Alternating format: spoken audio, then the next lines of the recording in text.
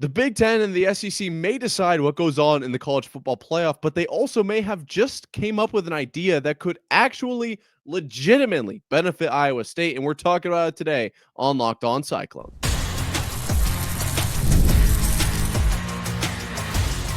You are Locked On Cyclones, your daily podcast on the Iowa State Cyclones, part of the Locked On Podcast Network, your team every day. Welcome in to Locked On Cyclones, part of the Locked On Podcast Network, your team every day. Shout out to you for being here every single day and making this your first watch or listen of the day. I appreciate it more than you know. Whether you're watching on YouTube or listening on your favorite podcasting platform, be sure to hit subscribe so we can prove once and for all that it is, in fact, a Cyclone state. Today, we are talking about the College Football Playoff Committee. Actually, not the committee. Sorry. The College Football Playoff. Very exciting. Potential for Iowa State in what's being proposed. There are some things that I don't necessarily agree with, but if this idea were to go through, I think Iowa State would benefit tremendously. We'll also talk about the House versus NCAA settlement, what's been proposed, what that could look like in the future, and what that means for Iowa State. And then finally, softball getting the win over BYU, moving on, facing Arizona. What happened against BYU, and what does the matchup against Arizona look like? You know, we're going to talk about current sports happening for Iowa State. But before we do, this episode is brought to you by Monarch Money. Take control of your finances with Monarch Money. Use code LOCKEDONCollege at monarchmoney.com for 50% off your first year. So, the college football playoff, a conversation that is extremely hot right now. I mean, and it's always kind of been, but it is right up there with just must-see TV, if you will. And I am sure that the Big Ten and the SEC are trying to make it must-see TV, and they have some ideas that obviously benefit them, and they have some ideas potentially that could benefit Iowa State. So let's talk about it. The Big Ten and the SEC control this playoffs, this concept of the playoffs. That is a fact. Not sure how we found ourselves in this situation, but that's where we are. And I don't love it, unfortunately, but this idea could be big. So before we get that far, obviously that's important to mention. This 14 or 16 team playoff expansion, I think, is inevitable. And whatever it looks like specifically, it sounds like there will be 4 SEC automatic bids, 4 Big Ten automatic bids, 2 ACC automatic bids, 2 Big 12 automatic bids, and then a few others kind of in there. What is being thrown around is what I'm kind of going with, the 4-4-2-2 1+1. And the way I say that is, I'm saying it that way because it sounds to me like almost like a little bit of a rap situation, like 4-4-2-2 1+1. That's just me, I guess. If you agree, if you want to use that to remember it, perfect. If you don't, that's how my brain works. I don't love that it's 4-4-2-2, and there are some other people that agree. The ACC commissioner, Jim Phillips, told Yahoo Sports that it's not great, basically. There needs to be fairness and access to the championship. It needs to be a true championship and not artificial, not an invitational. So I agree with him in that format, in that regard, I guess. There is also kind of this ESPN executive idea of like, this is going to alienate a part of the country.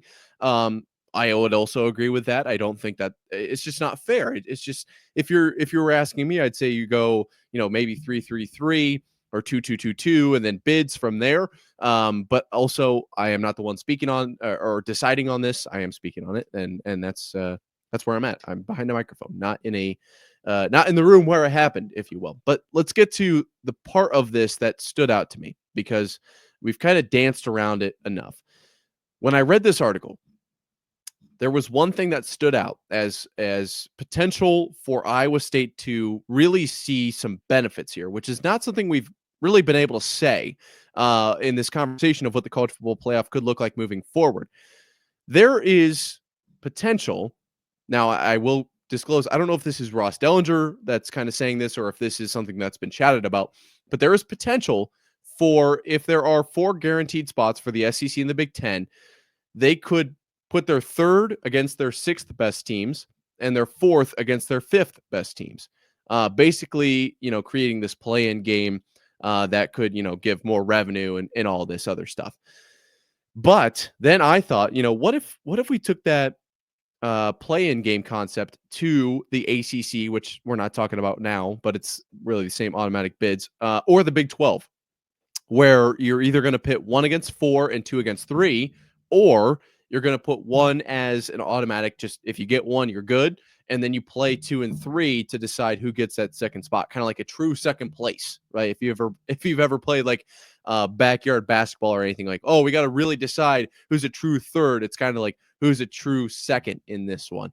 And I think Iowa State would stand to benefit from this tremendously, though there are, a few kind of mindsets that go into that as well. Basically, my thought process here is Iowa State is playing maybe better than they ever have. First 10-win season, obviously got to 11, Big 12 championship against ASU, but unable to get over the hump against the Sun Devils and get into the I want to say Big 12 playoffs now, the 12-team playoffs, with only one Big 12 team getting in, Iowa State unable to do so.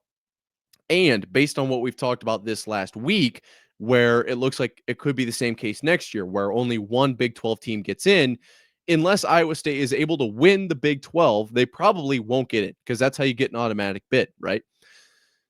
If this is the new format and and the Big 12 decides to go with this play-in idea, Iowa State only needs to be top 3 to give themselves a chance. Or if they go 1, 4, 2, 3, top 4 to give themselves a chance. And that's where you want to be, right? You want to be in a situation where you've given yourself a chance.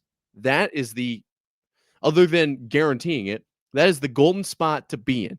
And Iowa State, as a team that has been so close so many times, or at least a few times, that's where you want to be, right? You finish 3 or 2, and if we could only just move up, right? Just move up into 2 with a better record, or move up into 1 and win the Big 12, we'd be in, and we'd have a chance at once you're in it, 0-0, right?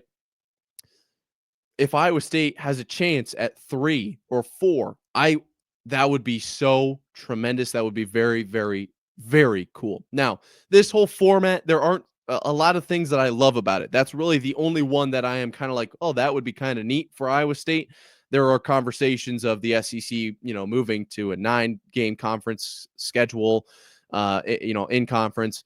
There are apprehensions because that means more losses for SEC teams potentially. Well, I guess actually it does kind of sort of guarantee them. It's a potential, I guess. But that's more revenue, and they're asking for more money, which means that's more money towards their 20 or 20.5 million that they're allowed to use up per year. That only puts the Big 12 at a further disadvantage, which I don't love. There are conversations of Notre Dame, and if they're just automatically within, or if they're within the top 14 or whatever it is, they're just automatically, they just get in. Like, I don't love that. What if Iowa State is just ahead of them? They just don't get in? That feels wrong. I don't love that. So there are ideas that are being thrown around that I'm not a huge fan of. But if this one were to materialize, if the SEC and the Big Ten were to do a play-in format in this 14 or 16 team playoff, which I do think will inevitably be expanded again, I think that the Big 12, or at least I wouldn't be surprised if the Big 12 followed suit. I would not be shocked.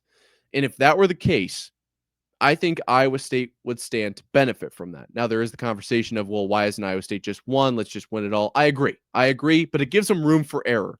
And I'd rather have room for error.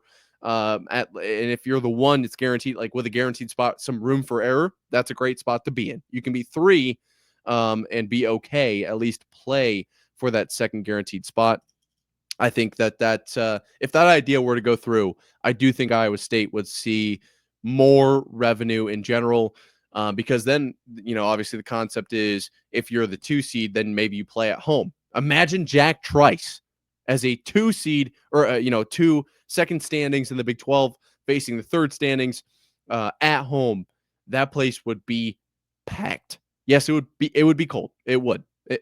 But guess what? So was the last game of the regular season. Kansas State last year, freezing. But this one, with so much on the line, I have to imagine Iowa State would stand to benefit from it in more than one way. Obviously, if they're the 2 seed, get to play at home. If they're the 3 seed, they get the chance to get into the big dance, and that's where you want to be. That is for sure. Now, this is, like I said, all just proposed ideas. It is what it is. But it's not the only thing that is kind of being thrown around as ideas. And we're going to talk about what the House versus NCAA settlement is looking at now, coming up right after this. Did you know your Fire TV is also an Xbox? Turn any TV into your gaming and entertainment hub with Fire TV Stick 4K devices. No console required. Just grab your paired controller, subscribe, or sign in to Xbox Game Pass Ultimate with EA Play included, and you're ready to play. Dive into hundreds of premium titles from EA Sports College Football 25 to Call of Duty Black Ops 6 and Avowed as easily as you stream your favorite shows. It's gaming made simple, and it's all on your Fire TV. My favorite portion of this is that you can take it on the road. My Xbox, a little bit too big to really lug around, but this makes it so easy to do just that. Head to amazon.com/FireTV locked on to get started. Xbox Game Pass Ultimate subscription and compatible controller required. Available on select devices, including Fire TV Stick 4K 2nd Gen, Fire TV Stick 4K Max 1st and 2nd Gen, and Fire TV Cube 3rd Gen. So we were talking about the college football playoff. Very exciting. Pumped up about it. No matter what, it's always an exciting thing just to even chat about. However, now let's get a little bit more legal here at Locked On Cyclones, part of the Locked On Podcast Network, your team every day, and talk about what could be coming down the pipe in this House versus NCAA settlement. Now, to set the stage a little bit, if you remember, basically what happened is Judge Wilkins was like, all right, we're gonna everything else looks fine. But I need to see this grandfathering in of these roster spots. And that's something that Matt Campbell was very loud about. I don't know if I've seen him that loud about any one topic ever. And I legitimately mean that. He had quotes on quotes on quotes that I was like, oh, wow. I cannot believe he said that. So very, very fired up, I suppose, is maybe the phrase to use.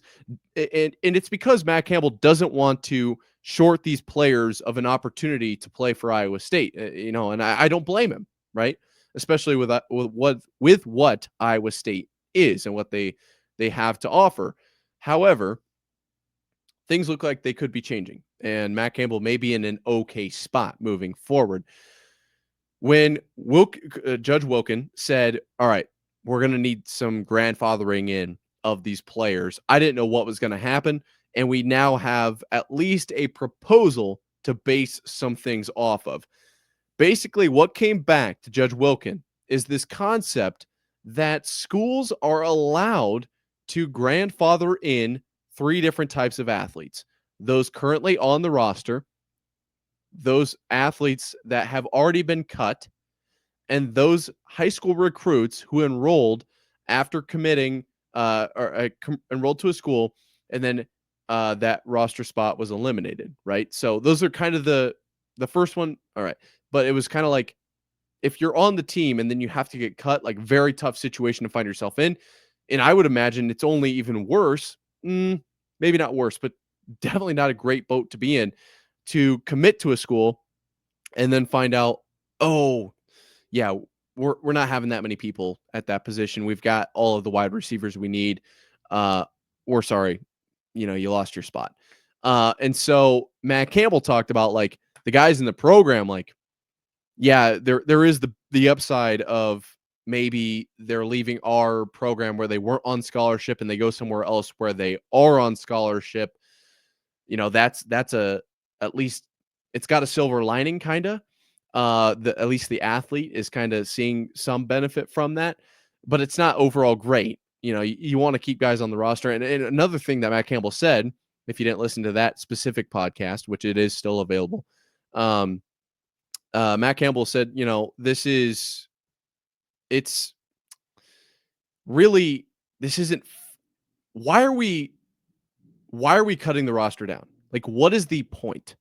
basically is what he said. And I agree with him there. So this proposal where schools are allowed to grandfather these athletes in, I think Iowa State is one of the schools that will just grandfather everyone they can, based on the way Matt Campbell spoke about it. Notre Dame is another school that has already said that they will do that, and to my knowledge, they are the only one, and they are the first one.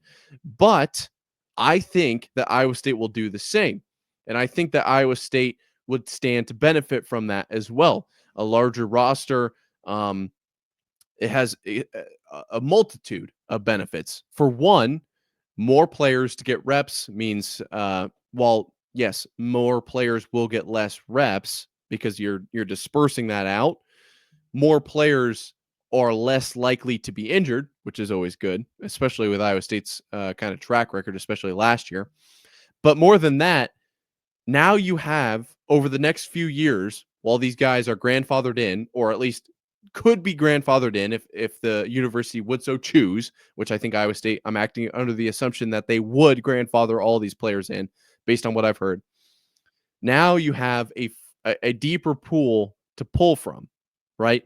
And Matt Campbell is such a big proponent of football being a developmental sport that maybe, seventh or eighth guy on the depth chart that would have been cut or would have had to find a situation elsewhere, but now with the grandfathering in is allowed to come back. Maybe he develops a little bit more than the guy who was third even on the depth chart. They thought he'd be better than he was. He just didn't quite perform. That is kind of the nature of sports sometimes. But that guy who was really, really deep now looks very, very good. And let's go ahead and move that way. And yes, that does mean that someone else is going to have to sit, but at the same time, someone else gets to start. And so that's kind of the nature of sports, right? Like not everyone gets to play every snap and not everyone gets to win. Unfortunately, that's just not the case. And so I think Iowa State is a team that would bring every single player they could back. Like this is the conversation we had. These were the circumstances we acted under. We want to bring you back. We'd love to have you in the program. We can really develop you into whatever. And they would get to stay for their full, to my understanding, for their full eligibility. So it's not like we're going to bring you back for 1 year and then we're going to go through this whole thing again. Like, no, if you come back, you can stay here and you can obviously develop at a Power 4 school at the D1 level at Iowa State, and we can turn you into something, right? And so that's exciting for obviously those players, but also for Iowa State. Now, like I said, just proposed. We'll see what Judge Wilkins says. I don't know which way she'll lean because she did ask specifically for guaranteed grandfathering. And that is not what is happening here. It is at the school's discretion. And so a team or a school that is not like Iowa State, and I'm not going to name any schools because I don't know any other schools that would do this. But if a school was like, no, we cut those guys, we're just going to roll with what we have. They didn't find any other spots, but it's not really important to us because we decided to cut them for a reason and we have our roster. We're good with it.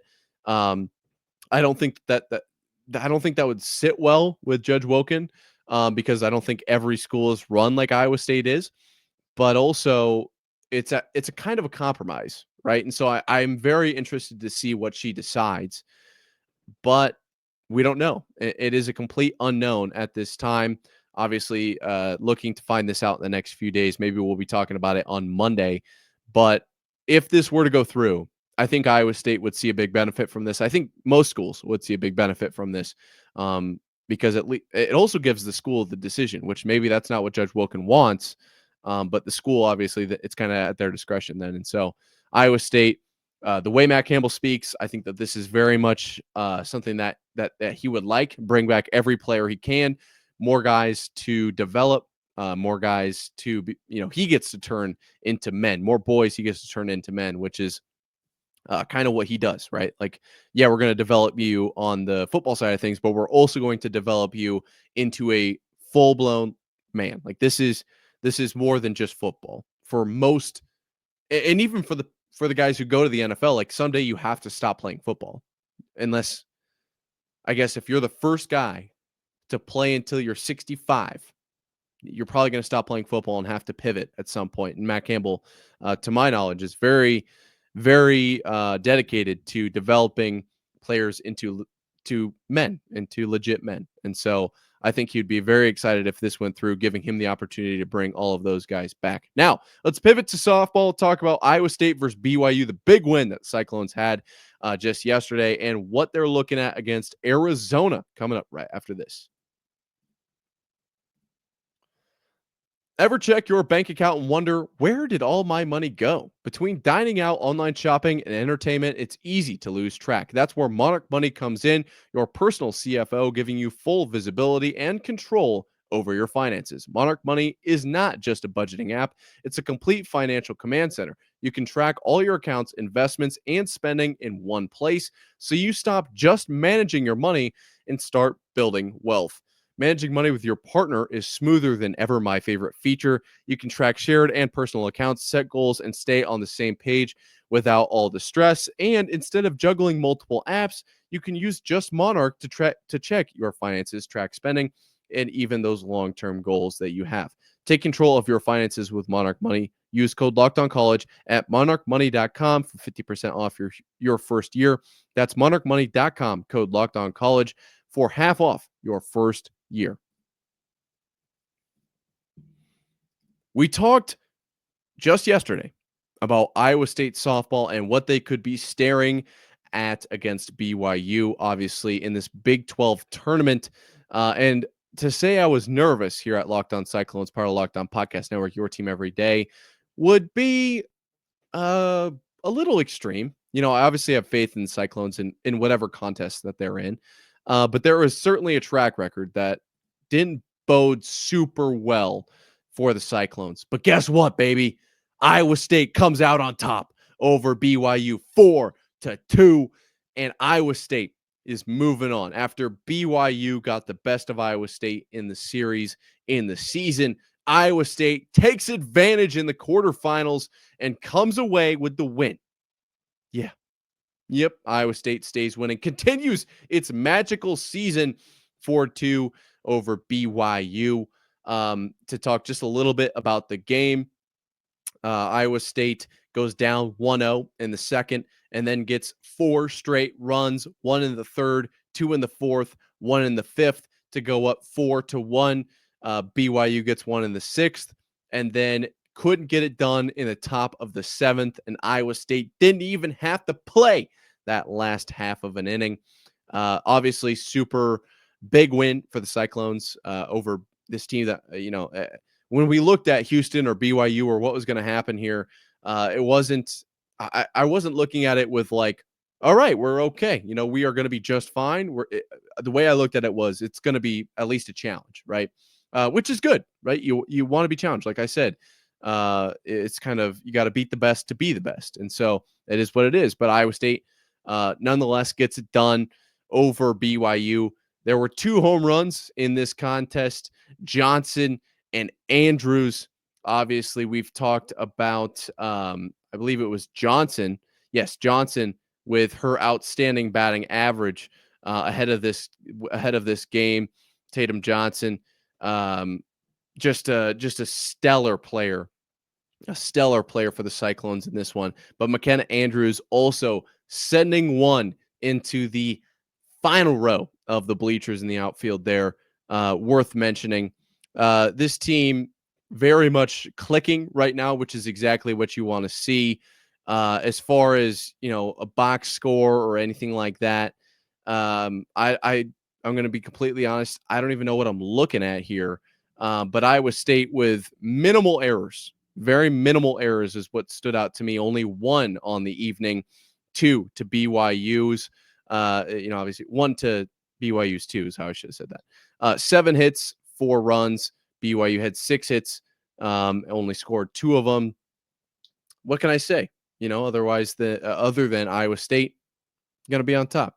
Iowa State BYU though always feels like kind of turning into like not a rivalry per se, but like anytime Iowa State and BYU play, going to be at least worth watching. Now, let's talk about Arizona, who Iowa State will play in the semis here. I took a look at common opponents for Iowa State and Arizona over the course of the season. And series-wise, UCF, Utah, Arizona State, BYU, OSU, Kansas, Houston, all teams that both Arizona and Iowa State faced. Where does Iowa State fare well? UCF, definitely a position where Iowa State did better. We'll talk about that in a second here. And then other than that, unfortunately, that is it. I'm looking at these numbers. That is the only series in which Iowa State did better than Arizona. Utah, Iowa State came a game short of tying Arizona's sweep. Iowa State going 2-1 against Arizona State. Iowa State went 2-1 to Arizona's 2-1. BYU, we talked about Iowa State struggling against them this year, one of the two series they lost. But Arizona was able to win that series 2-1. And then OSU, or Oklahoma State, I suppose.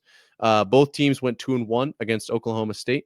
Kansas, Iowa State did win that series 2-1, but Arizona swept Kansas. And against Houston, like I said, Iowa State unable to win that series, the only one of the only two this year, and Arizona swept Houston. So when you look at everything but UCF, it's like, okay, Iowa State's really going to be up against the wall here. But Arizona didn't win the series against UCF, and Iowa State swept UCF, right? So kind of like the same thing as Arizona and Iowa State against Houston, kind of the exact same thing there. And so when I look at all of these across the season, what I am really kind of coming down to is Iowa State's going to be okay. They have to just continue this monumental, this magical run that they are on at the time. This is the time of the year where you want to be hot. This is the time of the year where you want to be peaking, and Iowa State is doing just that. This big win over BYU, to get a little bit off track here, feels like the Knicks over the Celtics. What did the Knicks do against the Celtics all year? What are they doing against the Celtics in the postseason? What did Iowa State do against BYU all year? Well, one series. And now what are they doing in the postseason, right? Now is the time where you're hot, ride that hot hand, ride those home runs into, I guess, home plate, score some runs, take down Arizona, get to the championship. I think Iowa State can do it. I guess only time will tell, but I'm excited to watch. I mean, boy, I told you guys, don't sleep on softball. Like this could be this could be big. This could be big deal. A big deal for Iowa State. Very cool that Iowa State advances to the semis over BYU, a team that had their number a little bit up until this point, looking to take down Arizona and move to kind of the big one, if you will.